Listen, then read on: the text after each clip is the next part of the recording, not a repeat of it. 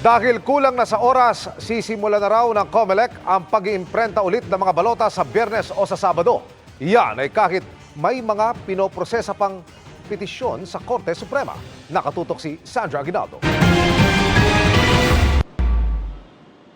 Sa Supreme Court na mismo galing, sa halos 50 petisyon ng mga local at national aspirants at party list groups na idinulog sa kanila, 11 temporary restraining order ang nailabas na nagbigay daan para madagdag sa balota ang mga pangalan ng aspirants. Mahigit 30 pa ang petisyong tinatalakay sa ngayon. Pero dahil kapos na raw sa panahon, muling mag-iimprenta ng balota ang COMELEC sa Biyernes o Sabado at isasama sa balota ang lahat ng nakakuha ng TRO sa SC. Ipapaalam daw nila ito sa Korte Suprema sa pamamagitan ng isang sulat. We will respect, comply, and follow the directive of the Honorable Supreme Court. Basta may sapat pang panahon. Again, sa puntong ito, yung pong panahon ay numinipis na ng sobra. 3 linggo na po tayo medyo na delay. Pero ayon kay Garcia, ang nais iwasan ng COMELEC yung dumating sa puntong hindi na nila kayang sumunod sa Korte Suprema na nangyari na daw noong 2022 elections nang hindi na idagdag sa balota ang pangalan ng isang vice presidential aspirant sa kabila ng utos ng SC. Isa sa nakakuha ng TRO ang vlogger na si Francis Leo Marcos na dumulog sa Korte Suprema matapos siya ideklarang nuisance candidate ng COMELEC. Ayon kay Garcia, isasama nila ito sa balota at mauuna pa sa pangalan ng tumatakbo ring si Senadora Amy Marcos. Sa gitna ng paghahanda sa eleksyon, 2 commissioners ng COMELEC ang nakatakdang magretiro sa February 2 matapos ang 7 taong termino. Sina Commissioner Corazon Inting at Marlon Casquejo na itinalaga sa pwesto ni dating Pangulong Rodrigo Duterte. Ayon kay Garcia, makatutulong sa COMELEC kung makapagtatalaga na si Pangulong Marcos ng kapalit ng dalawa. Ang ating panawagan na hindi naman tayo nag-iimpluwensya sa ating Pangulo, sana nga po talaga may ma-appoint kaagad dito sa COMELEC na kapahalinhin, kaapalit po nila upang kahit paano maging normal din rin ang pagkilos at pagtatrabaho ng COMELEC. Gayong talagang 2 buwan na lang halos ay eleksyon na. Para sa GMA Integrated News, Sandra Aguinaldo, nakatutok 24 oras. Pumirma ng kasunduan ang Parish Pastoral Council for Responsible Voting o PPCRV at AMA Education System para magtulungan sa darating na eleksyon 2025. Bilang technology partner, sa AMA magmumula ang equipment, technical personnel at student volunteers para sa maayos na operasyon ng PPCRV Command Center. Kabilang sa tungkulin ng PPCRV ang magsagawa ng parallel count mula sa election returns para matiyak na tama ang bilang sa boto. Patay ang 3 estudyante sa Bukidnon na papasok sana sa eskwela nang araruhin ng truck. Sumuko ang tumakas noong driver na aminadong nakaidlip. Nakatutok si Cyril Chavez ng GMA Regional TV.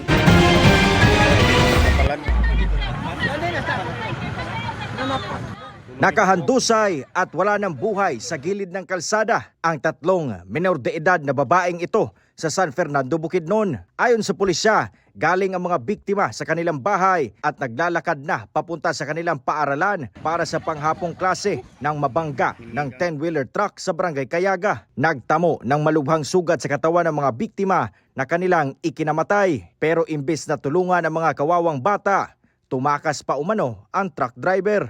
Iyahaga yung na ligsan ang tulo ka maong mga babayi nga minor de edad nga mga estudyante. Ang duha niini nasa edad nga 9 ug ang isa nasa 7. Doon na pa ang kaning 7 years old ug 9 years old magigsuon pa kini sila. So subo kayo paminawon and they were declared dead no by the attending physician. Sumuko din kinalaunan ang 41 anyos na driver na aminadong nakaidlip. Nadala lang din daw siya ng takot sa posibleng reaksyon at gagawin sa kanya ng mga residente sa lugar.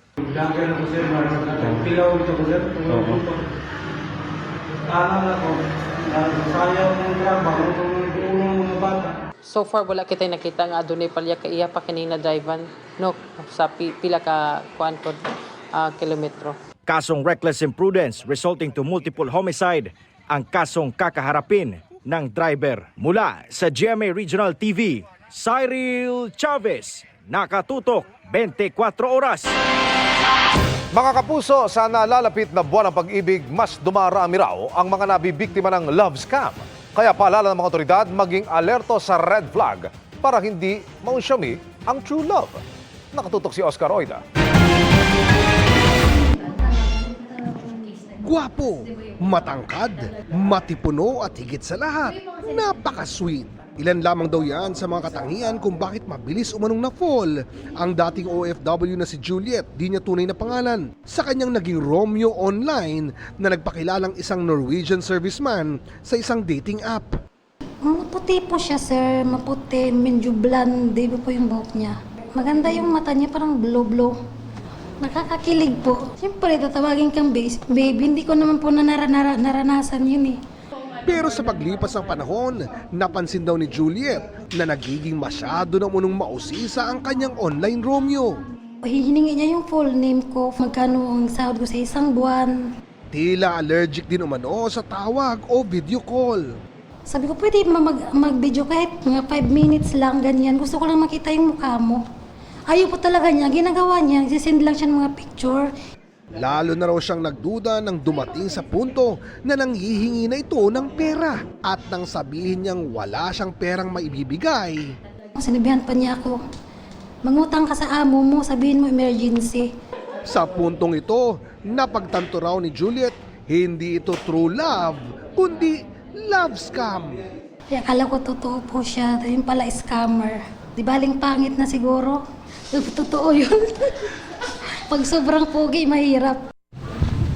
Mapagmahal at masipag, ang mga katangian daw nating mga Pinoy na madalas ay sinasamantala ng mga nasa likod ng mga tinatawag na love scam o yung modus na pakikipagkilala online, paiibigin ka hanggang sa kalaunay, huhututan ka na ng pera. Sa lahat talaga very emotional tayo palagi.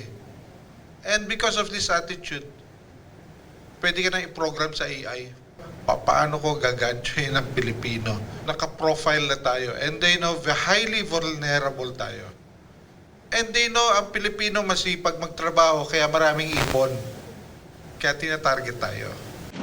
Sa datos ng Cybercrime Investigation and Coordinating Center o CICC, tuwing Pebrero tumataas ng hanggang 15 na Pinoy kada araw ang nabibiktima ng love scam. Kaya importante raw na maaga pa lang madetect na ang mga red flag o mga sinyalis na baka love scammer na ang kausap nyo.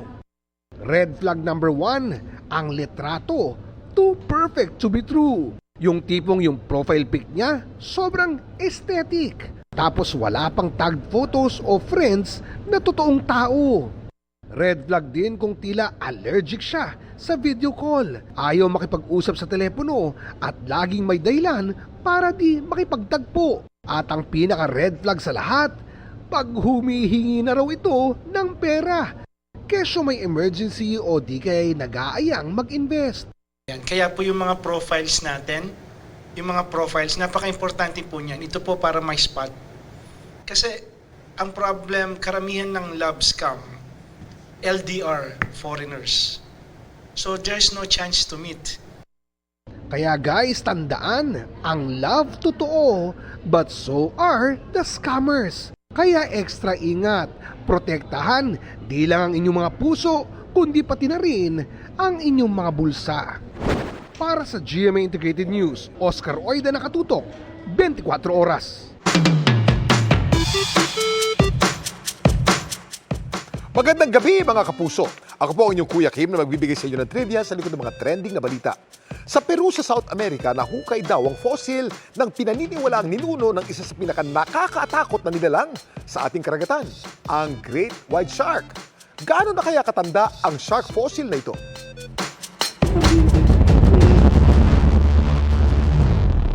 Ito ang isa sa pinakabagong discovery na nahukay ng mga paleontologists sa Pisco Basin sa Peru. Fossil ng isang Cosmopolydictus hastalis na isang klase ng pating na tinatayang 9 million years na tanda. Extinct na mga pating na ito pero ang kanilang mga ngipin daw noon maaaring humaban hanggang 8.9 centimeters. Habang ang mga adult Cosmopolydictus hastalis naman maaaring umabot ng halos 7 meters ang haba. At alam niyo ba ang naturang pating na ito? Pinaniniwala ang ancestor o ninuno ng isa sa pinaka-nakakatakot na nilalang sa karagatan ngayon, ang Great White Shark. Gaya ng mga great white, ang mga cosmopolite dito sa Stalis, predator din. Ang paborito nga raw nilang pagdiskitahang prey, ang mga sardinas sa Southern Pacific Ocean kung saan sila naninirahan. Pero hindi pa pala ito ang pinakamalaking isdang nabuhay sa ating planeta. Alam niyo ba kung anong isda ito?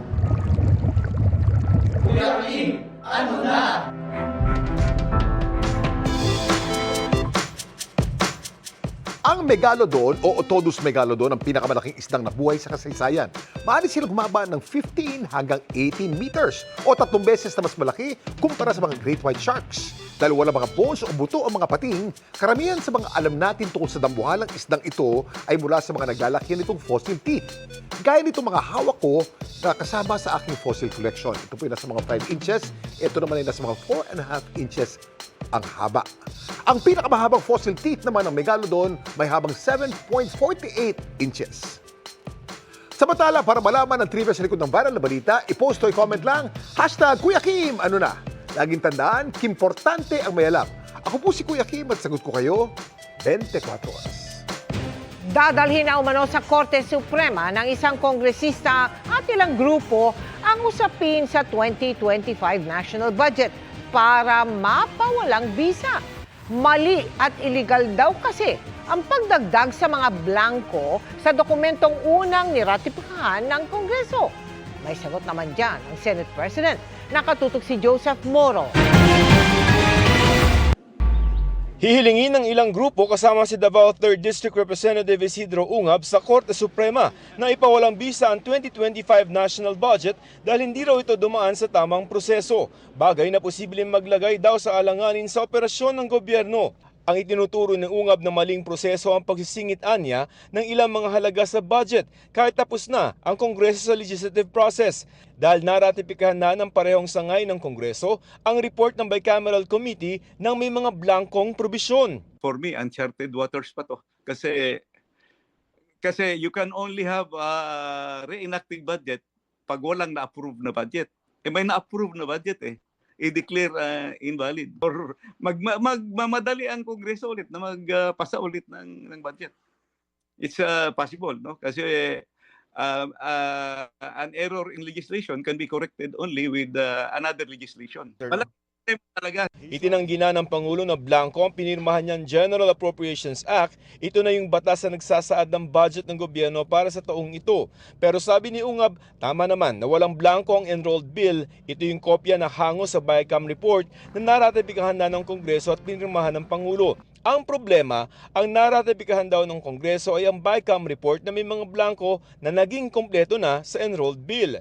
Maling-mali raw ito at illegal dahil anuman ang idinagdag sa enrolled bill ay hindi umunod dumaan sa ratifikasyon. Sino ang magician? May magician. Yung singit after, wala yun, hindi yun na-ratify. Ipinakita ni Ungab sa GMA Integrated News ang in-email ng House Secretariat na kopya ng Bicameral Conference Report sa lampas 300 mga kongresista pasado alas 6 ng gabi ng December 11. Bandang alas 7 ng gabi noon, naratipikahan na ng Kamara ang BICAM report ng 2025 budget. Same document. Kung bakit na-ratify, wala man lang nakakita. Si Senador Amy Marcos ang unang nagsabi na may mga blanco sa BICAM report kaya hindi niya ito pinirmahan. Maging siya raw ay nagulat dito. Umalma nga ako at tuluyang hindi ako pumirma kasi natatakot ako sa mga blanco-blanco at kulang-kulang na mga datos. Dalawang magkaibang dokumento ang tinutukoy nila. Yung isa, yung BICAM report na talagang blanco at kulang-kulang ang datos. Yung isa naman, yung GAA, napuno na ng mga numbers. Kumpleto na yon. Hindi naman siya blanco-blanco. Yung GAA mismo na napirmahan. Yung gulat-gulat yung BICAM kung bakit nakalusot na may mga blankong amounts. Yung enrolled bill, nakita niyo po may enrolled bill? Oo naman. Wala na po siya. Wala. Kasi syempre nga, yung napirmahan na napuno na Niratipikahan ng Kongreso noong December 11 ang panukalang budget at December 20 nila ito isinumite kay Pangulong Bongbong Marcos. December 30 na nang pirmahan ng Pangulo ang national budget. Sa pag-aaral ng GMA Integrated News Research, hindi bababa sa 138.36 billion pesos ang katumbas na halaga sa GAA ng mga nakablanko sa BICAM report. 110 billion pesos nito ay para sa mga programa ng Department of Agriculture at ang iba pa ay subsidy sa mga government corporation. Wala namang nakikitang mali sa naging proseso ng budget si Senate President Francis Chisa Escudero. Yung pinakita nilang unang kopya na may pirma ako. Kasi nakikita kong kopya ngayon, wala na akong pirma kaya hindi ko alam kung saan galing yun.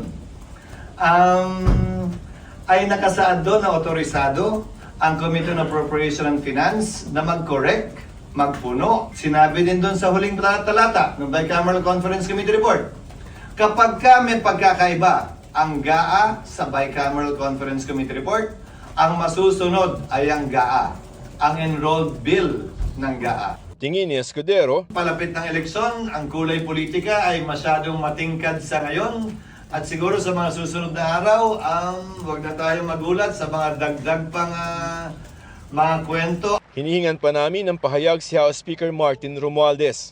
Para sa GMA Integrated News, Joseph Morong, nakatutok 24 oras. Ipinatatawag ng Philippine National Police ang viral sampagita vendor na itinaboy ng security guard sa harap ng isang mall. Ito'y para mabigyan din daw siya ng pagkakataon na makapagbigay ng kanyang panig bilang bahagi ng nagpapatuloy na investigasyon. Ang babaeng naka-school uniform sa video, 22 taong gulang na at nasa first year college. Nitong Lunes, humarap na ang gwardya sa PNP Sosya at inaasahang maghahain ng counter affidavit bukas. Humingi rin ito ng paumanhin at sinabing napuno lang siya kaya itinaboy ang vendor. Pina-aaksyonan na ng Sandigan Bayan sa gobyerno ang mga natitirang kaso hinggil sa Coco Levy Fund. Sa isang resolusyon, inutusan ng Sandigan Bayan 2nd Division ang Presidential Commission on Good Government o PCGG at Office of the Solicitor General o OSG na simula na ang pagpipresenta ng ebidensya sa 3 natitirang kaso. Taong 2000 pa, naglabas ng mga pre-trial order pero hindi umusad ang mga kaso. Gitang korte, nalalabag ang karapatan ng mga nasasakdal dahil sa hindi makatwirang pagkaantala sa mga pagdinig. Arestado ang lalaki sa Antipolo City matapos pagsasaksakin ang kanyang sariling ama dahil sa umano'y pambubugbog nito sa kanya. Nakatutok si EJ Gomez, exclusive. Lunes ng gabi sa Barangay San Isidro, Antipolo City, nadakip ng mga otoridad ang 25 anyos na lalaking ito na sospek sa pananaksak sa sarili niyang ama. Pagdating po namin doon sa insidente, nadatnan po namin yung sospek ay tulala na at umamin po siya na ay siya na po yung sumaksak sa kanyang amay. Sa iskinitang ito sa sitio kay Adja nangyari ang pananaksak. Ang biktima nagtamo raw ng saksak sa kaliwang tagiliran. May malay pa ang biktima matapos masaksak at nagawa raw humingi ng tulong mula sa mga kapitbahay. Pumasok siya sa gate, dumiretso siya sa loob ng bahay namin. Then nagulat ako, lumabas ako, inano ko yung anak niya na may hawak na kutsilyo. Tapos pag silip niya dun sa bahay namin, paglabas niya sabi niya may saksak siya, may dugo daw siya. Narecover mula sa sospek ang ginamit na patalim. Pambubugbog umano ng ama sa kanyang anak ang ugat ng krimen ayon sa barangay. Ayon po sa kwento po ng sospek sa amin, pagbaba pa lang po niya ng tricycle, doon na po siya binugbog ng kanyang ama. Hanggang sa makarating po sa dulo. Tapos ano na po yung nangyari sumunod? Ayun po, nagpanambuno na po sila mag-ama. After po noon, doon na po niya nagawang saksakay ng kanyang ama. Kwento ng kaanak ng biktima na pagbuntungan lang ng anak ang kanyang ama, nagalit sa una niyang nakaaway. Meron ngang kaalitan doon sa lugar ng asawa niya. Siguro naging mainit ang ulo sa tatay na yung buntong yung sama ng loob. Kaya umabot sa ganun. Madalas din daw magtalo ang dalawa. Walang pahayag ang lalaki na pansamantalang na-detain sa Antipolo Component City Police Station. Gayon din ang biktima na kasalukuyan pang nagpapagaling sa ospital. Para sa GMA Integrated News, EJ Gomez, nakatutok 24 oras. Ilang kalsada ng Pasay ang sinuyod ng MMDA para tanggalin ang mga sagabal sa bangketa. Umabot sa 24 na sasakyan ang tinikitan sa operasyon dahil sa iligal na pagparada. 3 sasakyan naman ang hinatak sa Gotampo Street at Leverisa Street. Hindi rin pinaligtas sa mga halamang nasa paso, pero nakaharang naman sa daanan ng tao. Kinondena ng Makabayan Bloc ang anilay pagkaantala sa proseso ng impeachment complaints laban kay Vice President Sara Duterte. Ayon sa Makabayan Bloc, ngayon lang sila nakasaksi ng impeachment complaints na mahigit isang buwan nang nakatenga sa opisina ng House Secretary General. Anila, ang pag-aalinlangang ipadala at simula ng impeachment proceeding ay nag-ugat umano sa naunang pahayag ni Pangulong Marcos na hindi siya pabor sa pagsusulong ng impeachment laban sa Vice Presidente dahil aksaya lamang ito ng panahon ng Kongreso. Sinusubukan pa ng GMA Integrated News na makuha ang panig ng House Secretary General at ng Malacanang. Dumepensa naman ng ilang kongresistang kalyado ng Pangulo na walang humaharang sa pagproseso ng impeachment complaints at kakapusan lang sa oras ang problema.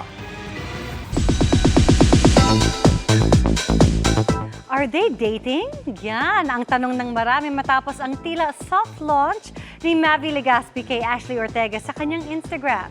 Sa ilang snaps, all smiles ang dalawa na spotted pang slightly hugging. Yan ang chika ni Aubrey Carampel. And at the end of the day, we're all just looking for happiness in our lives. Masasabi ko lang, my heart's happy. That's it. Sa isang interview November last year, all is well na para kay Mavi Legaspi na sinabing masaya ang puso. Few months after niyan, naging usap-usapan recently sa katatapos lang na Sinulog Festival sa Cebu ang ilang IG snaps ni Mavi. Ang tanong ng marami, dating na nga ba sina Mavi at Ashley Ortega? Tila soft launch kasi ang ginawa ni Mavi na pag-post sa photo ni Ashley na all smiles sa sinulog nitong weekend. Marami rin ang kinilig sa litratong ito ng dalawa na nakatakip ng puting tela ang kanilang mga mukha. Sa isa pang photo, makikitang nakaakbay si Mavi kay Ashley. At kasama rin nila sa picture ang kapwa sparkle artist na si Roxy Smith na kasama ang kanyang non-showbiz boyfriend. May group picture rin sila kasama ang mga kaibigan at kapansin-pansin na nakayapos naman si Ashley kay Mavi. Nag-comment si Ashley sa post ni Mavi ng Pit Senyor with heart emoji. Wala pang direktang pag-amin sa real score ang dalawa sa kanilang relationship. Pero sa comment section, maraming netizens and fans ang nagpaabot ng suporta kina Mavi and Ashley. Spotted na ring magkasama sila on different occasions. Noong November, magkasama rin silang nanood ng Philippine Figure Skating Championships kung saan nag-compete si Sky Chua. Pati na sa birthday party ni GMA Network Senior Vice President Attorney Annette Gozon Valdez. Sinusubukan pa naming hinga ng pahayag sina Mavi at Ashley. Aubrey Carampel, updated sa showbiz happenings. At yan ang mga balita ngayong Miyerkules. Ako po si Mel Tiangco. Ako naman po si Vicky Morales para sa mas malaking misyon. Para sa mas malawak na paglilingkod sa bayan, ako po si Emil Sumangil. Mula sa GMA Integrated News, ang News Authority ng Pilipino. Nakatuto kami 24 oras.